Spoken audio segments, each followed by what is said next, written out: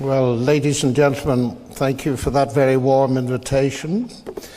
Now that we've settled the question of the existence of God, I suppose it only remains to settle the probable existence of Richard Dawkins.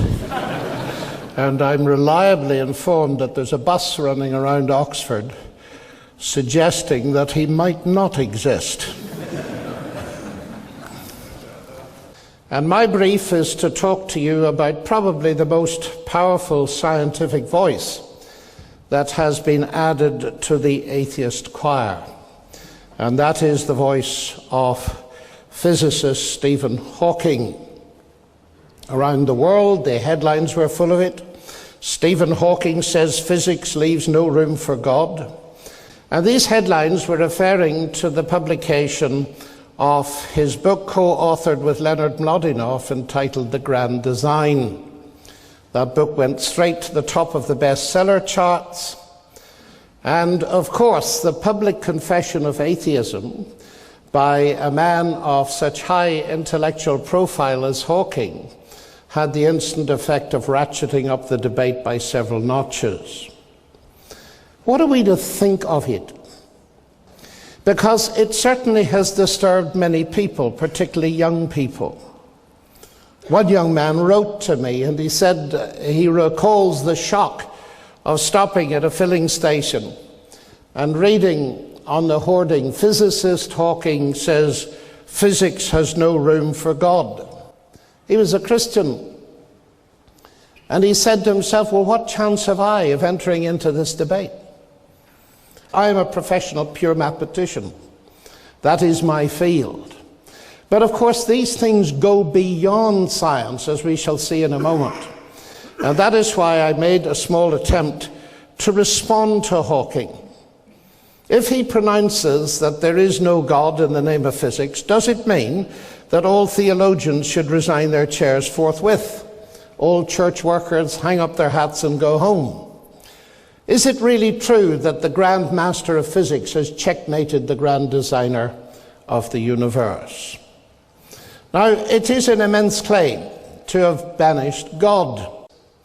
And I want to go straight to the heart of the book, The Grand Design, with this central claim: because there is a law of gravity, the universe can and will create itself out of nothing. Now, perhaps the first question to ask is, what does Hawking mean when he uses the word nothing? The universe can and will create itself out of nothing. Because notice the assumption in the first part of that statement. Because there is a law of gravity. That is an assertion of existence. Because there is something, the universe will create itself out of nothing. It's a very odd way to start, isn't it? Hawking assumes that there is a law of gravity. But one might want to be generous and presume that he also assumes that gravity exists, for the simple reason that an abstract mathematical law on its own would be vacuous with nothing to describe, a point to which I shall return.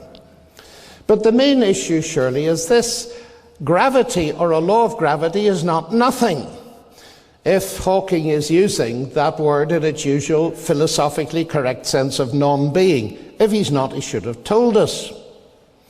So the heart of this book appears to be an assertion that the universe is simultaneously created from nothing and from something, which I do not regard as a very promising start.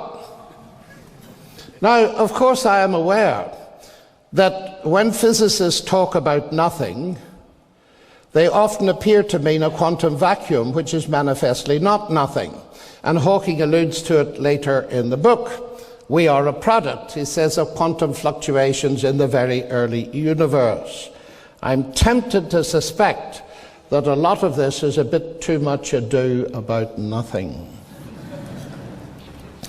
Now, I know it's late in the morning for logic, ladies and gentlemen, but I just pointed out to you what I think is the first level of self-contradiction in Hawking's statement.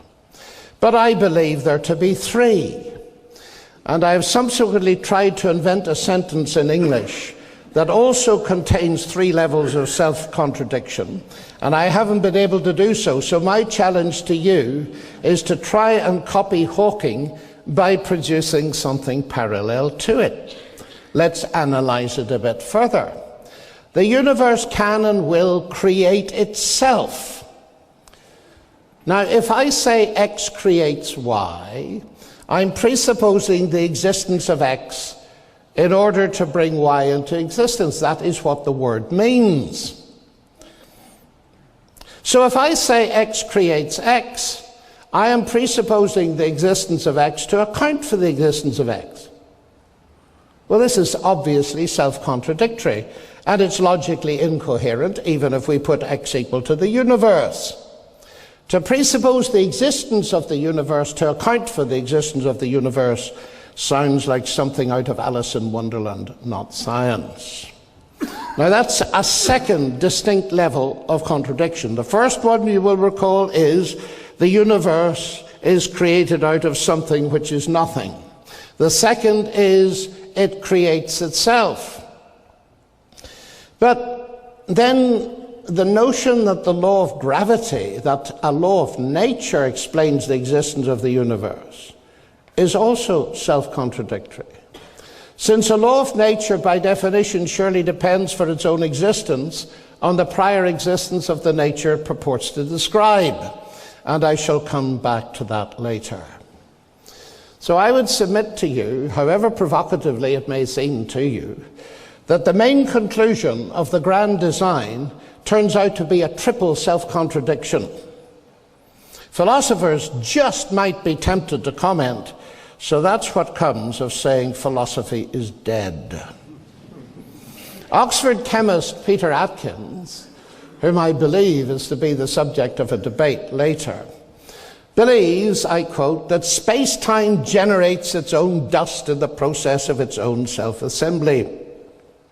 Atkins dubs this the cosmic bootstrap principle, referring, of course, to the self-contradictory idea of a person lifting himself by pulling on his own bootlaces. Well, our Oxford colleague, Keith Ward, is surely right to say that Atkins' view of the universe is as blatantly self-contradictory as the name he gives to it, pointing out that it is logically impossible for a cause to bring about some effect without already being in existence. Ward concludes, between the hypothesis of God and the hypothesis of a cosmic bootstrap, there's no competition. We were always right to think that persons or universes who seek to pull themselves up by their own bootstraps are forever doomed to failure. What this goes to show, ladies and gentlemen, is that nonsense remains nonsense even when it's talked by world-famous scientists. But what it serves to obscure, what serves to obscure the illogicality is the fact that the statements are made by scientists. Because it seems to me in the whole contemporary debate, one of the dangers, a real danger, is that we confuse a statement by a scientist with a statement of science. Not all statements by scientists are statements of science, and therefore they do not enjoy whatever authority you ascribe to science itself. Immense prestige and authority do not compensate for faulty logic. Now, the worrying thing about all of this to me is that this illogical notion of the universe creating itself out of a nothing, which is a something, by a law of gravity which appears to exist without gravity itself, possibly, is not a peripheral point in the book, The Grand Design. It's the key argument. And if the key argument is invalid, in one sense, there's little left to say. However, since the laws of nature play a major role in Hawking's argument, it might be important to comment on them as well. Because I detect what look like at least some very serious misunderstandings regarding the nature and capacity of the laws of nature. And to approach this, I'd like to draw attention to another feature of the book which really is relevant to the issue that's faced by many, particularly young people today. And that is the mistake made by Dawkins, Hitchens, and all the rest of them in presenting before the public the choice between God and science, and saying that you have got to choose between the two. In Hawking's specific case, it's between God and the law of gravity. But on their own, those theories and laws cannot cause anything, let alone create it. And surely that is obvious from Hawking's own examples. The very first example he gives us of physical law is this: the sun rises in the east and sets in the west. That is a law. It is an observed regularity in that sense. It is descriptive and predictive. But the law that the sun rises in the east or sets in the west doesn't move the sun, and it certainly didn't create the sun, did it? So the very example the man gives, Newton's law of motion, have never in the whole of the history of the universe caused a snooker ball to move over a table. It's a person with a cue that does that. The laws will describe, at least for the first couple of bounces before chaotic effects set in, what's going to happen. But laws don't cause anything nor create anything. So what can Hawking possibly mean by saying the universe arises naturally from physical law? But just to be slightly flippant, to wake you all up for a moment, I'm tempted to say that belief in God seems to me to be a much more rational option if the alternative is to believe that every other universe that can possibly exist does exist, including one in which Richard Dawkins is the Archbishop of Canterbury, Christopher Hitchens the Pope, and Billy Graham has just been voted Atheist of the Year. Much of the rationale of Hawking's argument lies in the idea there's a deep-seated conflict between science and religion. Because the Christian claim is, of course, that God is eternal. He never came to exist. He caused all that exists to exist, but he himself never came to exist. And if there is a God like that, he falls from Dawkins' question. Indeed, I put it to him that if he had written a book called The Created God's Delusion, nobody would have bought it. Because we've known for centuries that created gods are a delusion. We often call them idols. But the question has a little twist, ladies and gentlemen. As I put it to Richard in one of our debates, you believe it's a valid question. And indeed, in your universe, it probably is, because you believe that the universe created you. Now let me ask you your own question. Who created your creator? I'm still waiting for the answer. So I leave you with this. Stephen Hawking was interviewed by The Guardian. And he said, heaven is a fairy story for people afraid of the dark. I was asked to comment. I did.